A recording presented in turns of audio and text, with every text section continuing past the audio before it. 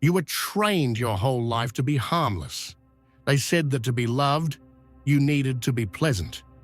That to be accepted, you needed to smile, modulate your tone, and swallow your own intensity so as not to scare anyone. Today, November 28th, the sky tears up that contract. Venus, the goddess of attraction, meets Lilith, the wild force in the depths of Scorpio. The result is unequivocal. The good girl, or the good boy, dies here. Beauty, today, gains teeth. If you woke up feeling a sudden intolerance for hypocrisy, a hunger for life that seems exaggerated, or a desire to say no just for the pleasure of seeing who stays, you are not crazy. You are being activated. Real magnetism is not born of submission. It is born of sovereignty. Those who try to please everyone become invisible. Those who dare to be real become unforgettable. Today, we will turn off the autopilot of friendliness and activate raw magnetism. I will teach you to stop apologizing for your hunger and to use your truth not to wound, but to select who deserves to be in your presence. The world doesn't need more well-behaved people, it needs alive people. If you are ready to leave the cage, anchor your freedom now. Let's speak the raw truth. The truth you don't say at the family dinner or the work meeting. You are exhausted from being good. You are exhausted from smiling when you want to scream. You are exhausted from being understanding with those who disrespect you. You are exhausted from dimming your light, your success, or your anger so that the people around you feel comfortable. You built an altar to agreeableness. You believed the lie that if you were perfect enough, polished enough, and docile enough, the world would reward you with love and safety. Today, Venus meets Lilith to give you the news. That strategy failed. The good girl, or the good boy, does not inherit the kingdom. They inherit only exhaustion. Whoever lives to please ends up becoming invisible, because to please everyone, you need to become an empty mirror, without contours, without edges, without your own color. On this day, November 28th, the sky asks you to break the stained glass of perfection. Venus is the planet of beauty, harmony, and diplomacy. Lilith is the mathematical point of the moon that represents exile, wild instinct, and the refusal to submit. When these two forces merge in Scorpio, a dangerous and necessary alchemy happens. Beauty stops apologizing. The beauty you cultivated until today was domestic beauty. It was safe. It was made to be consumed by others. Lilith's beauty is wild beauty. It does not exist for others' consumption. It exists for its own pleasure. It does not ask for permission. It is not afraid of being ugly, of being intense, of being too much. And paradoxically, it is exactly this lack of fear that makes it irresistible.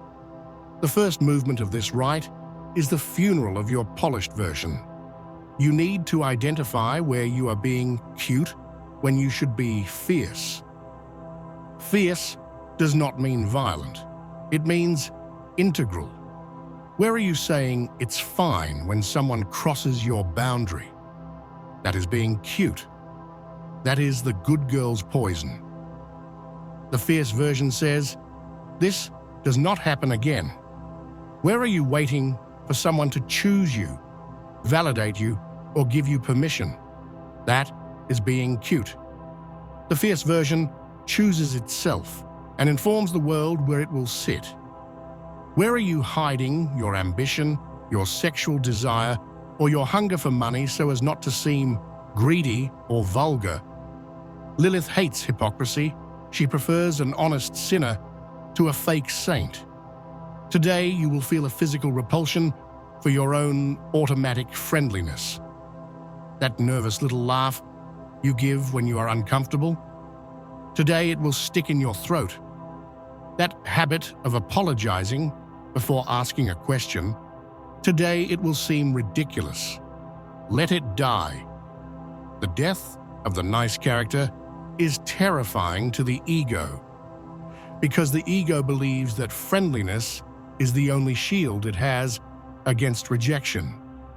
If I'm not nice, they will abandon me. Scorpio's truth is the opposite. If you are not real, no one can find you. As long as you are just nice, you attract people who want comfort, not people who want you. You attract parasites that feed on your compliance. The moment you show your teeth, the moment you reveal you have edges, you have limits, you have a shadow, the dynamic changes. The parasites flee because they know they cannot manipulate you. And equals, the strong, the true, approach with respect. Do not be afraid of your own intensity. What you call my bad side or my shadow is, in fact, the source of your vitality. It is where your libido, your raw creativity, your capacity for defense, and your magnetism live. The good girl is anemic. Lilith has blood in her veins. Today, the invitation is not to be bad. It is to be whole. And being whole includes the ability to bite, if necessary. It includes the ability to look into someone's eyes and hold the gaze until the truth appears. It includes the ability to want what you want, without morally justifying your desire. Break the glass. Get out of the display case. Stop trying to be the porcelain doll that everyone admires, but no one truly touches. Be the storm. The storm doesn't worry if it's messing up someone's hair. It just follows its nature. And that is why, when the storm passes, no one can take their eyes off it. If the death of the good girl or good boy was the first step, the birth of the sovereign is the second. And the first lesson of sovereignty that Venus and Lilith teach today is about the physics of desire. You are taught that to attract someone or something, you need to become available. You need to make it easy. You need to leave the door unlocked, the rug rolled out, and the lights on, so that love, money, or opportunity can enter. This is a lie. Excessive availability does not create desire. It creates boredom. What is too easy is perceived by the human unconscious as cheap. If it is always there, it has no scarcity value.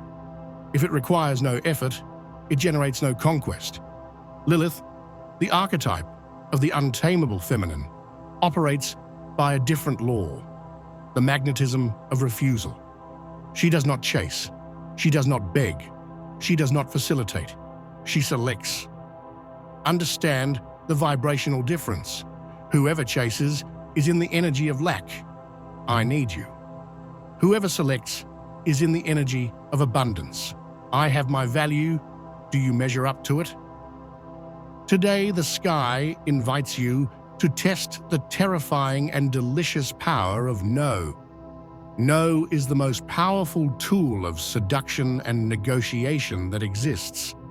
When you say no to what is not up to your standard, you send a shock signal to the universe. You are communicating, I am not desperate, I have standards. My access is restricted. Immediately, your market value goes up.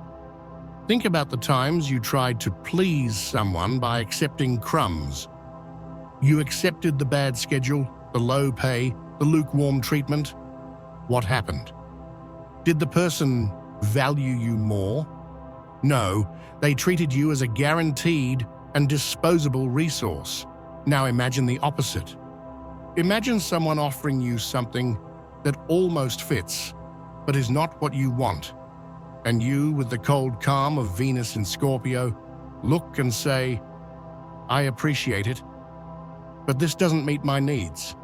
No anger, no speech, just the clean refusal. What happens on the other side is magnetic. The person stops. They look at you again. Suddenly, you are no longer a convenient option. You are a challenge. You are a mystery. Doubt settles in their mind. Who is this person who has the courage to refuse? What do they have that is so special?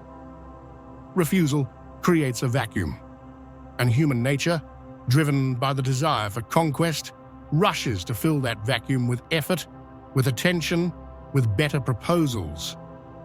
This is Lilith's paradox. The less you try to please, the more obsessively the world wants you. This applies to money. The client who haggles over your price does not respect you. The moment you say, "This is my value and I do not negotiate down because I know what I deliver," two things can happen. They can leave, good riddance to a problem, or they can perceive your authority and pay. In both cases, you won. You kept your honor. This applies to love, the person who keeps you on hold, who doesn't define things, who treats you as plan B. The moment you withdraw your energy and say, "I am not available for indecision," the dynamic flips. You stopped being easy prey and became the unattainable prize. But beware. The magnetism of refusal is not a game of manipulation. People can smell a game from a mile away. To work, the refusal must be real. It must come from a place of genuine self-respect, not a tactic to get what you want. You must be willing to lose the negotiation to gain your dignity. Lilith is not afraid of being alone. She prefers the solitude of her own cave to the company of those who do not know how to honor her fire. It is this willingness to walk away, the willingness to lose, that makes her invincible. Today, practice the art of selection. Look at what is on your table. Look at the invitations, the proposals, the conversations. What of all this is lukewarm? What is so-so? Refuse the lukewarm. Do not be afraid to offend. Offense is their ego's problem. Selection is your soul's right. When you close the door to what is small, you create an internal pressure, a vacuum magnetism that forces the universe to send you something of your size. You are not a beggar asking for alms of attention. You are the gatekeeper of your own temple, and from today on, entry is restricted. Only those with the password pass, and the password is absolute respect for your intensity. If no was your first tool of sovereignty, money is the second. And this is where the good girl or good boy programming is deepest and most poisonous.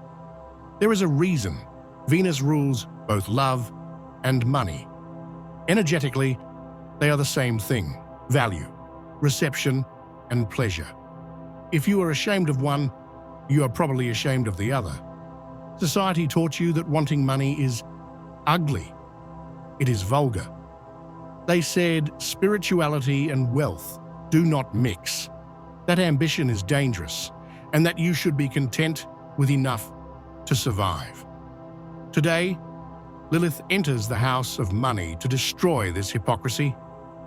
Lilith rules forbidden desire, and there is no desire more forbidden for those trained to be nice than the desire to get rich, to have excess, to have purchasing power. The good boy treats money as a favor.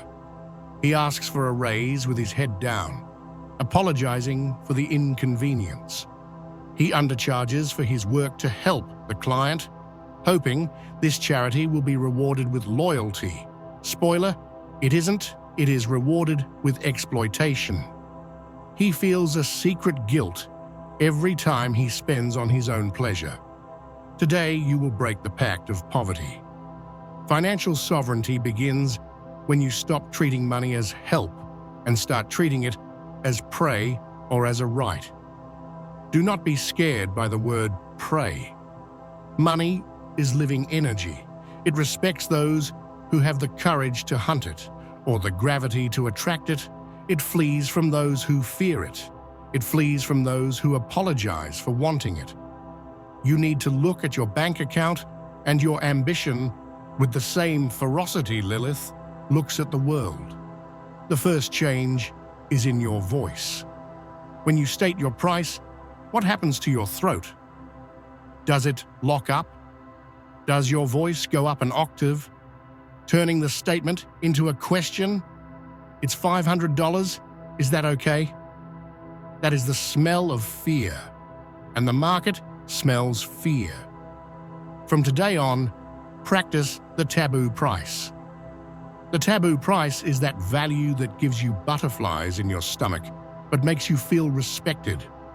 It is the value that doesn't just pay for your hours, but pays for your history, your energy, and your delivery. Say the number, and then shut up. Do not justify. Do not say, but if it's cash, there's a discount. Do not explain your costs. Say the number, and hold the gaze. This post-price silence is where the magic of Venus in Scorpio happens. It is a test of authority. If you can stand the discomfort of that silence, the money comes. The second change is in your relationship with wanting. Stop rationalizing your desire. I only want money to help my family. I only want the basics. Lie. Your Lilith wants luxury. She wants beauty. She wants the freedom to come and go. She wants the security of not needing to look at the balance before ordering the dish she likes. Own your hunger. Saying, I want to be rich is not a sin. It is a decree of vitality. It is you telling the universe that you have the capacity to manage and circulate the energy of matter. Shame of desire blocks the flow. Acceptance of desire opens the floodgate. Money under Lilith's lens is not paper, it is libido. It is condensed creative energy. If you repress your sexuality or your creativity, you repress your money. If you repress your anger, you repress your money. Everything is connected. Today, the invitation is to stop being the financial victim waiting to be saved by a job, by a government, or by a partner. You do not need to be saved. You need to be paid. Transform your relationship with money from passive to active. Do not wait for the client to value you. Value yourself and charge. Do not wait for money to be left over. Make it be left over by cutting what does not serve you and expanding what nourishes you. Feel money as an extension of your personal power. Having resources means having options. It means you don't need to submit to abusive situations because you need to pay the rent. Financial sovereignty is what ensures your edge, which we defined earlier, is respected. It is very hard to say no to a toxic boss when the account is at zero. It is very easy to say no when you have your own freedom fund. Money buys your freedom to be real. So stop treating it as a dirty subject. Clear the table. Bring the money into the light. Look at it. Desire it. Demand it. You are not here to suffer need as proof of humility. You are here to prosper as proof of potency. The good girl is afraid of the bill. The sovereign pays the bill and leaves a tip because she knows the source is herself. Your internal transformation needs an external sign. You already killed the good girl inside. Now you need to stop dressing and carrying yourself like her. The good girl aesthetic is designed to be harmless. She uses colors, shapes, and postures that scream, I am accessible, I am safe, please like me.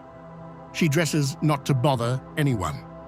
Today, Lilith demands that you adopt the shadow aesthetic. This doesn't necessarily mean wearing black or changing your style radically. It means dressing and carrying yourself to command respect, not to seek approval.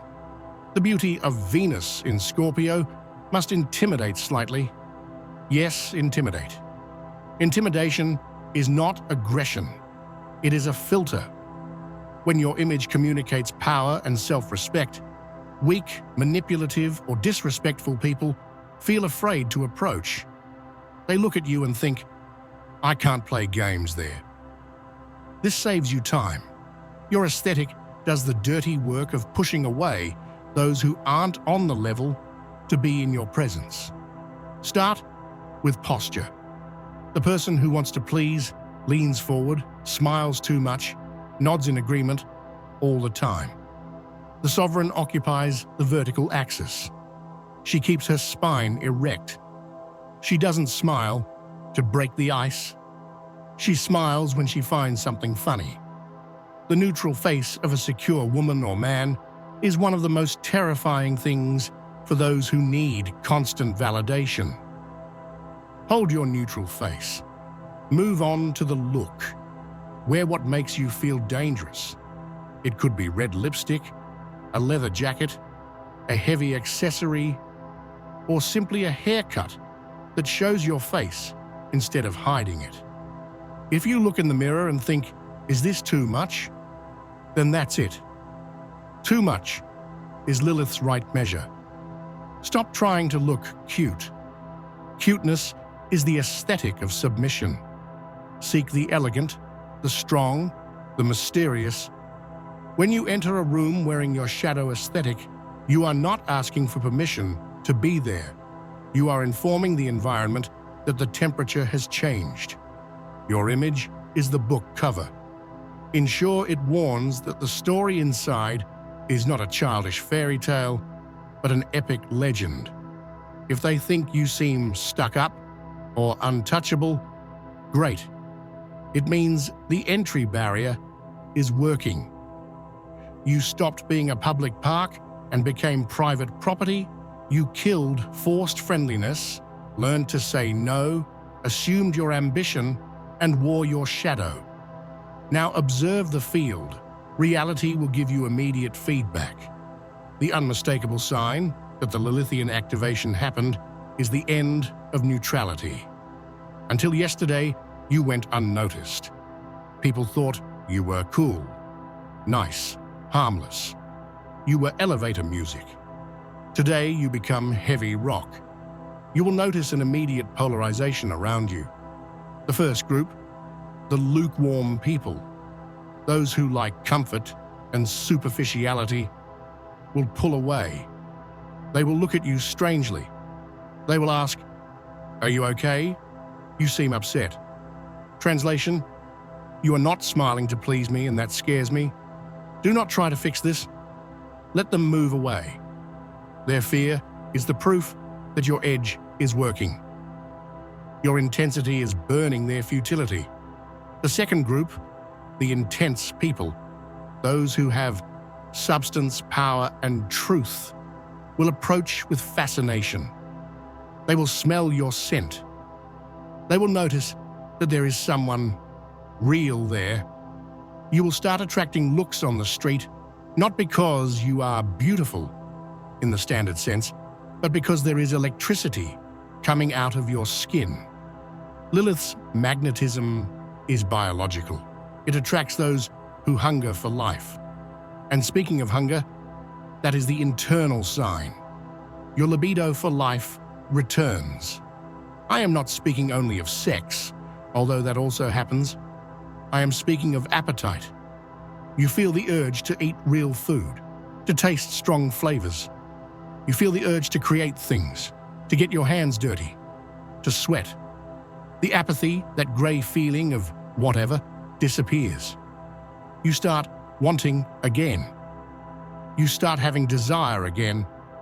If you feel in the next few hours a wave of energy that seems dangerous, an urge to break rules, to laugh out loud, to occupy space, do not repress it. This is your life force returning from exile. If the right people are coming and the wrong ones are running away, with their tails between their legs, celebrate. You stopped being scenery and became an event. The activation is complete. We have reached the final confrontation. You killed the good girl, or the good boy, refused the crumbs, assumed your desire, and wore the shadow. Now you need to face who did all of that. You need a mirror. It can be the big mirror in the bedroom, the bathroom mirror, or even the locked screen of your phone, the true modern black mirror. Go to it, be alone, bring your face close. The rule here is, do not look for beauty, look for the beast. Normally, when we look at ourselves, we look for flaws or try to fix the image. We fix our hair, check our skin, rehearse a smile. We look for domestic beauty. Today, do the opposite. Relax your facial muscles. Stop trying to look pretty. Look deep inside your own pupil, the black dot in the center of the eye. Hold the gaze. Do not blink more than necessary. Breathe. Keep looking until your familiar face begins to seem strange, until the social mask melts and you can see the entity that lives inside. The one that has hunger, the one that has anger, the one that survived everything you went through in silence. If you feel a slight discomfort or fear of your own image, great. You found Lilith. She is not cute, she is real. Do not look away. Face your own intensity. Accept that this dangerous force is your ally, not your enemy. When you feel the connection, when you feel that the person in the mirror is no longer asking for approval, say the decree. Speak to your reflection, out loud, slowly, and with the coldness of a blade. I do not ask for permission. Feel the sentence hit the glass and come back to you. Say it again. I do not ask for permission to be, to want, to leave, to stay. You have just given yourself the permission you spent your life waiting for others to give you. The person staring back at you in the mirror is now sovereign. They are free, and they are ready. The cage is open. The good girl and the good boy were left in the mirror. You recovered your hunger. You recovered your no. You remembered that your intensity is not a manufacturing defect, it is your combustion engine. Now take this sovereignty to the street. The world will try to put you back in the box of niceness. Do not enter. The world doesn't need more obedient people. It needs alive people. Stop apologizing for your edge. Stop being ashamed of your ambition. Your beauty now has teeth, and that is what makes it real. Whoever cannot stand your truth does not deserve your presence. Do not hide this new frequency. From today on, your presence must be felt, even before you open your mouth. Let the mystery work for you. Remember, a wild queen does not explain her reign. She just inhabits it. The fear of being too much is over. Now being too much is the acceptable minimum. You have been crowned by your own shadow. To seal this pact of freedom, notify the universe that the season of pleasing is over, and assume the throne of your own life. Leave your final decree registered. Write in the comments, I claim my wild. The hunt is over. The sovereign has arrived.